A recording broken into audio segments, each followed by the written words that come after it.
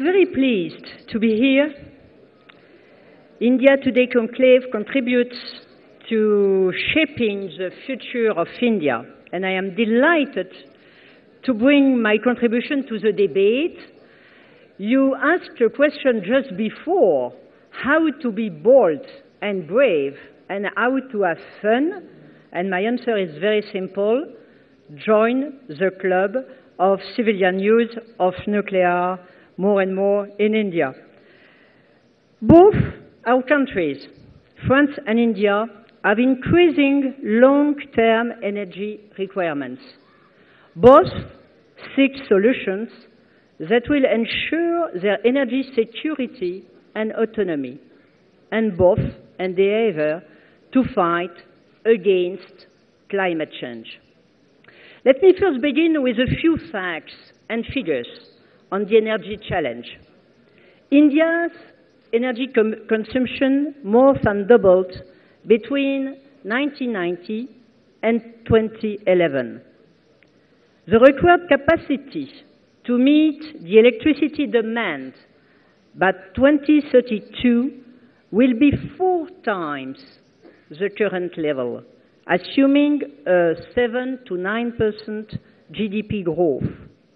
This will require, according to the OECD International Energy Agency, that India invest some $1,600 billion in power generation, transmission, and distribution.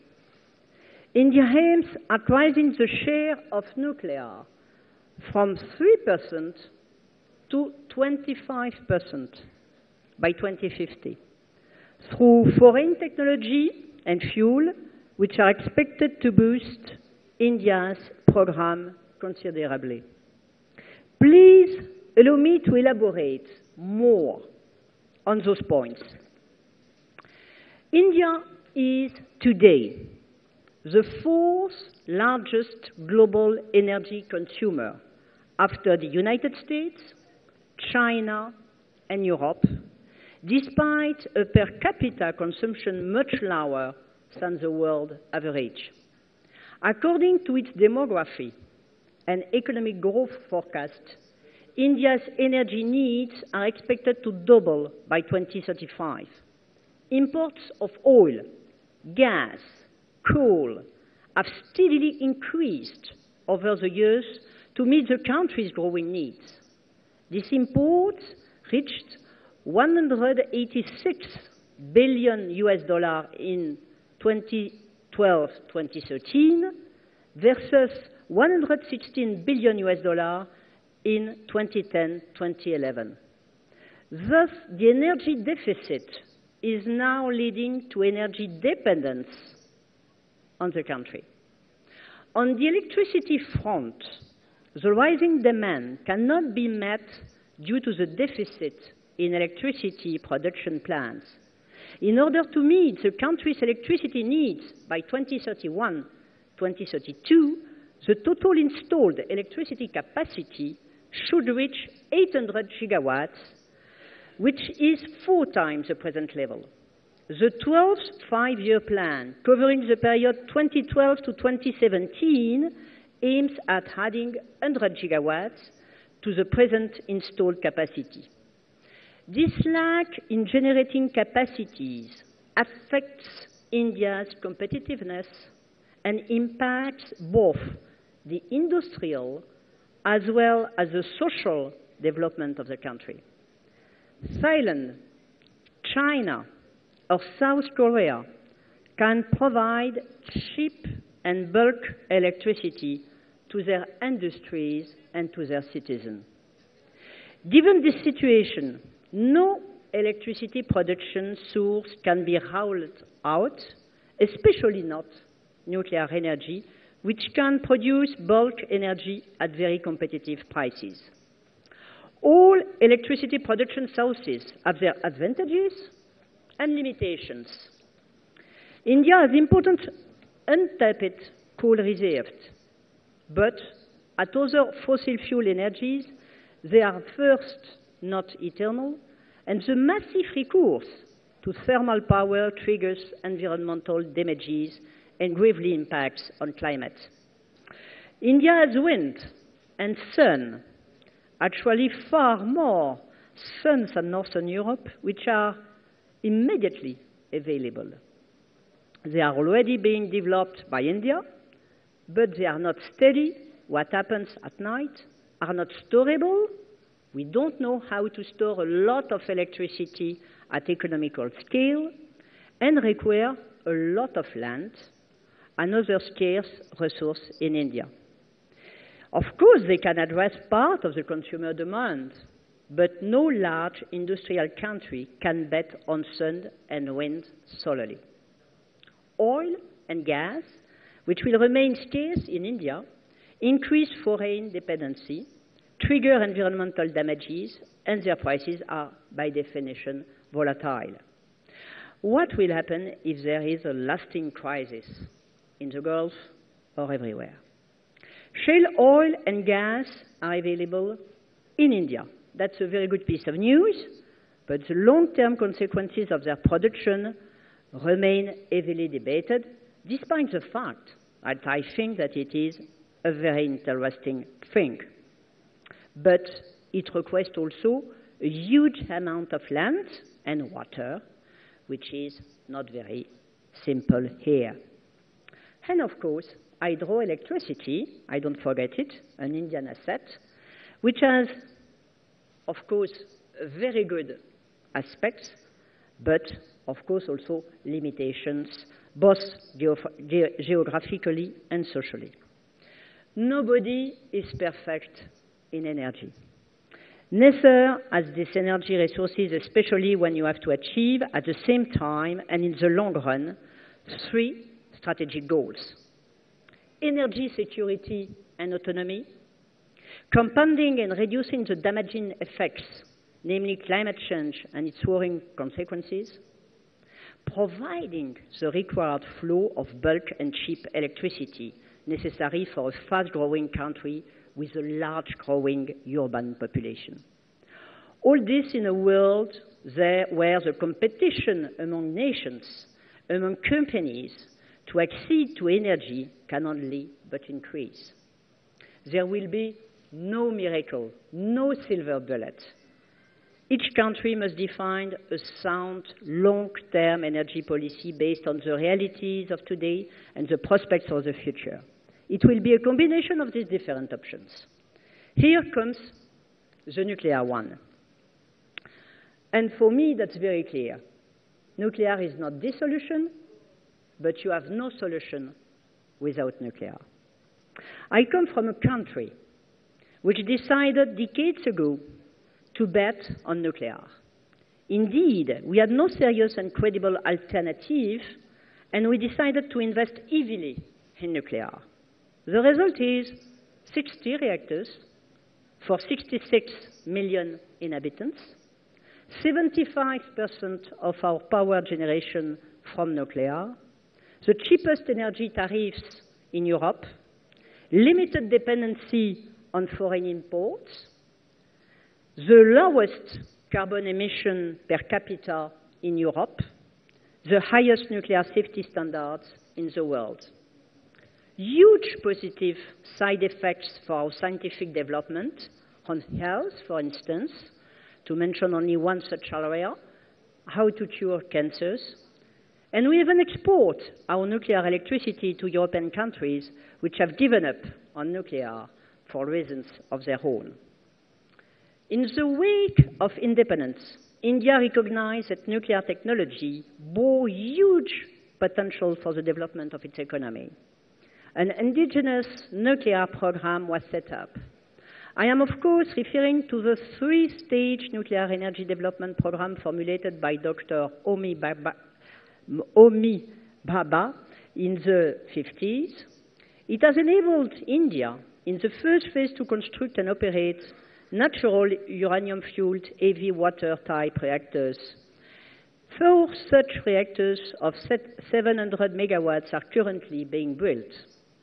The second and third phases include fast breeder reactors as well as advanced nuclear power systems. This clearly demonstrates the importance of nuclear energy for India as well as the excellence of its nuclear scientists. India has a vibrant and globally recognized nuclear establishment. India can rely on these talents to develop and to manage a large nuclear industry. However, hurdles have slowed down the pace of nuclear power growth in India. I think that they are behind us. Due to India's nuclear isolation, at the time its growth started to take off in the 90s, India's nuclear fleet could not take off. 10 years ago, the nuclear share in India's electricity generation was 4%. These political constraints were lifted with the nuclear agreement signed in 2008 and the decision taken by the nuclear supplier group with strong and key support from France. This has triggered a legitimate debate in India, but it showed that an overwhelming majority across party lines support nuclear power and international cooperation. More recently, the Fukushima accident led to concern from the public about the safety of nuclear power.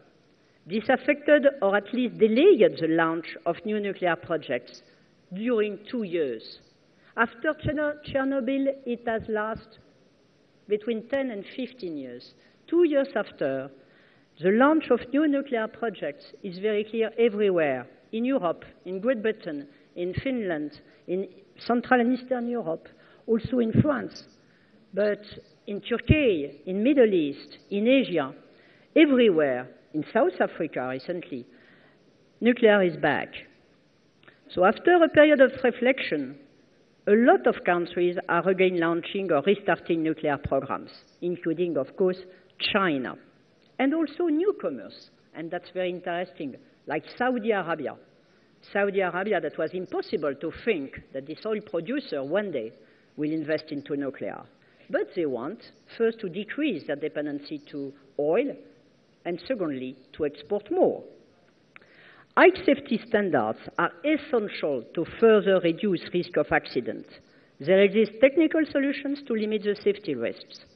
State-of-the-art technology now takes into account feedback experience from 3 extreme accidents which happened in the US, Three Mile Island, USSR, Chernobyl, and Japan, Fukushima, over the last 40 years. The establishment by the Indian authorities of a more independent nuclear safety authority, the Nuclear Regulatory Safety Authority, are also steps in the right direction. Actions undertaken to engage in a transparent dialogue with the people residing near various nuclear sites are another good move that should be pursued. This is the only way to cope with fears. We have to accept that people are fearing about that. We have to understand the emotions. We have to understand also that people are sometimes don't know themselves what they think about it, and public acceptance is a key issue. Generating energy, like any human activity, has risks. We can reduce them, but not suppress them. Of course, nuclear, like any other energy resources, can be dangerous if it is mismanaged. But who talks about the thousands of casualties caused every year in mines, in coal mines, or due to pollution? Of course, safe nuclear technology has a cost. There is no free lunch. There is no safety for free either. Some compare its cost to other sources, but who takes into account the side cost and risk of other solutions? The cost of polluted environment, damages to health and climate change, the cost of foreign dependency, direct and indirect. It is a matter of fact that India will need more nuclear power to cope with the bottlenecks which hamper its economic growth and reduce carbon emissions. How to move from the small current 3% share of nuclear electricity in India? There is no more undue international limitation to India's cooperation with other responsible nuclear countries. Autonomy is not isolation. In today's world, a very different one from the 60s, cooperation with friendly countries is the best way to progress and develop an autonomous state-of-the-art technological base in the long run. India is engaged in nuclear dialogue with several partners. I am proud that France is one of them, and AREVA, my former company, too. France stands by India and supports its legitimate ambition to affirm itself as one of the great and peaceful powers of the world. Nuclear is key to achieve the goal of inclusive development.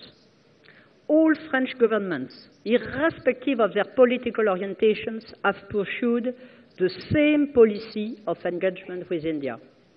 This strategic partnership with its nuclear component is a treasure we must cherish and develop further. This includes scientific cooperation and, of course, power generation to complement the indigenous program. The envisaged project is well known, the construction of 6 EPR reactors in Jaitapur.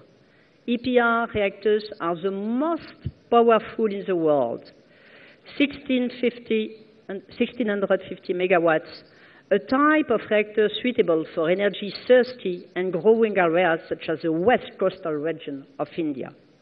It is a choice already made in Finland, China, the UK, and of course in France. We propose to share with India the very same reactor we are building for ourselves, a third-generation reactor with state-of-the-art safety technology. To summarize my points, India needs nuclear power. India has a right to nuclear power. France supports India as a great nuclear power in the world. Thank you for your attention.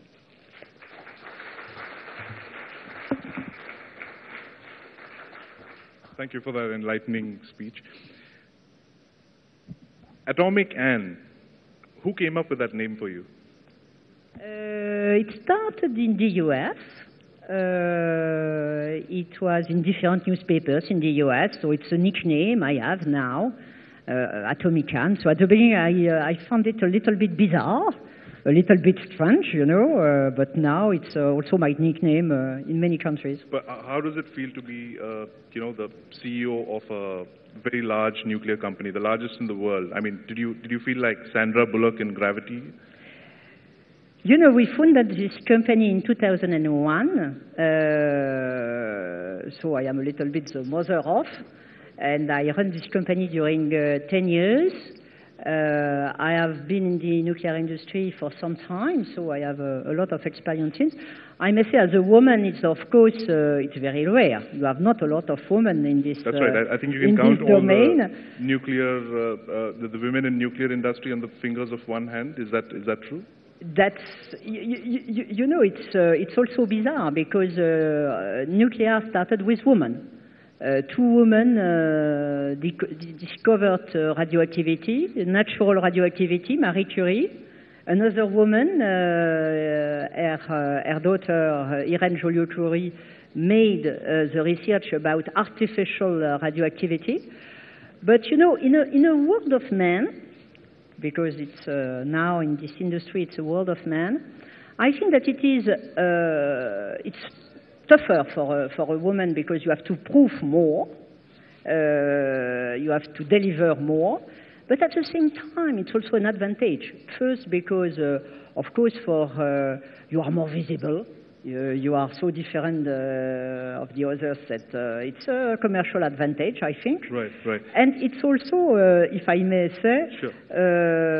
It's also a way to be a little bit more sensitive to public acceptance, to understand the emotions, the fears, to know that you have to be accepted too.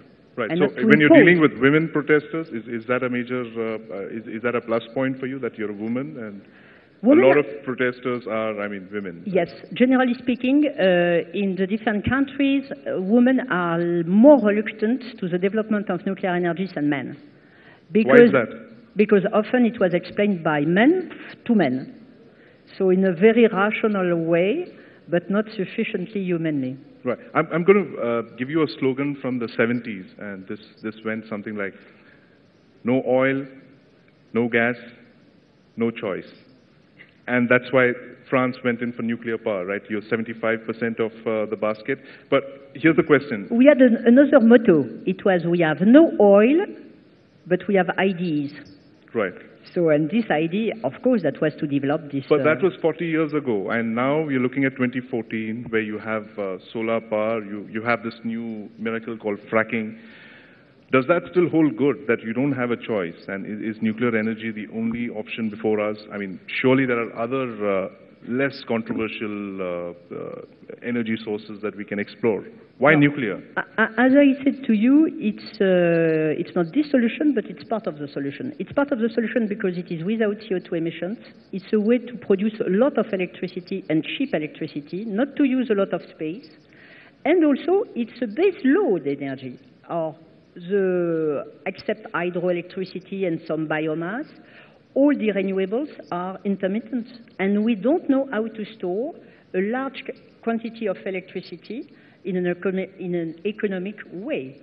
So without energy storage, electricity storage, I think that we need baseload electricity for a long period of time. And for that, but you have oil, which is environmentally to produce electricity, it's a disaster. You have gas, but it's foreign dependency, except if you develop shale gas. And I am strongly in favor of developing shale gas. Right. I'm going to throw the floor open now for questions. Do I see some hands? Yeah, the gentleman right down there.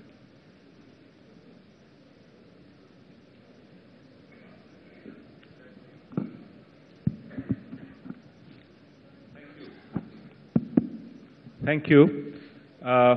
France has about 85% dependence on nuclear power. But your neighbor, Germany, has phased out nuclear power completely. And we also know that Japan has embarked on a program to phase out nuclear power. So where do you think we are headed, and what will be wise?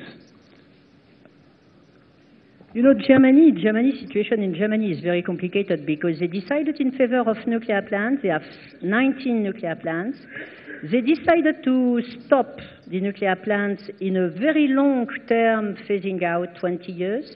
They decided to change this policy and to restart nuclear, to extend the life of the existing nuclear plants. And they redecided after Fukushima to stop them in a new phase-out.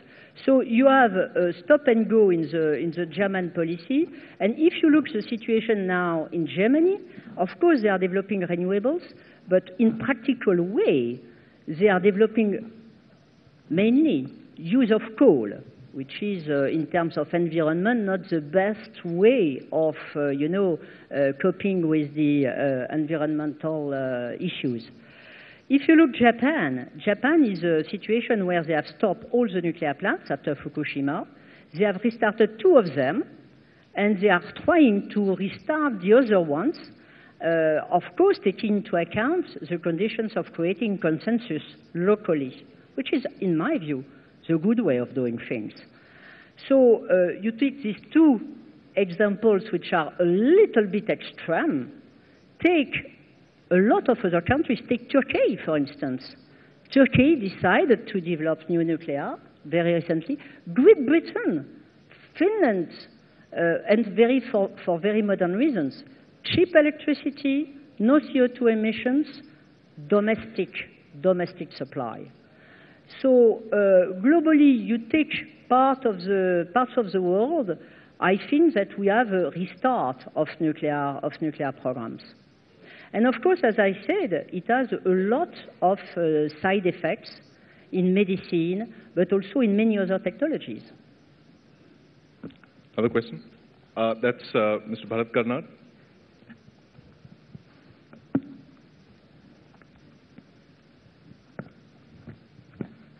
I'm Bharat Karnad, Center for Policy Research. You're right, we do need nuclear power. but can we afford imported nuclear power? That's the question, really.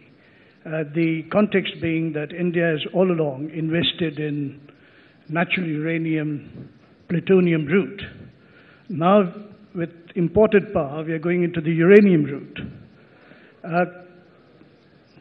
That, I think, is a massive misuse and diversion of resources. We have invested our monies in developing CANDU reactors, and going in for imported reactors means that we are going in for dependency in perpetuity. So how can you justify India importing foreign reactors on the enriched uranium route? I would say, take the example of France. We have started the first generation of nuclear plants in the 60s, defining our own technology. But clearly, the second generation of nuclear plants developed in the US was much better. And despite our national pride and so on, we absorbed this technology and we were able to transform this technology into this third generation of nuclear plants, third generation, more safety, more security. That's, for me, it has been my obsession, because you need to have we are in a hazardous world. You can have a war, you can have terrorism, so you have to be protected against, and you can have also very unlikely events within the nuclear plant, so you have to protect the environment. An EPR is a very simple reactor. Whatever it happens outside the box, no impact within the box. Whatever it happens within the box, no impact outside the box. Of course, it's a little bit more expensive than the previous generation, but safety and security, I think that it is the main requisite. So to answer directly to your questions, I think that it is not, of course, at this stage, for you, it's a foreign technology, but let's absorb it. Somewhere, you know, you have a fantastic capacity in India. As I said, you have fantastic scientists, you have fantastic engineers, you have your IT technologies. So let's start, and I am sure that one day or another, you are going to improve yet these existing technologies. So be confident, I think, and may I say, you know, when you decided to sign this agreement, these international agreements in 2008, that was to move ahead. So let's move ahead and let's continue. Be confident in yourself, and maybe more confident. Maybe I am more confident about your skills than yourself. Let's move ahead. With that, ladies and gentlemen, we come to the final, the last statement. If you'd like to say anything else, otherwise. But my dream, maybe in the sense of your questions, my dream when I was CEO of AREVA, that was one day or another, is to make a common reactor between Indian and French. And with that, ladies and gentlemen, we come to the close of this session. Thank you very much. Thank you, Ms. Lauvergeon. And can we please put our hands together for an informative and insightful session? Once again, ladies and gentlemen, can we please give the lady a big hand?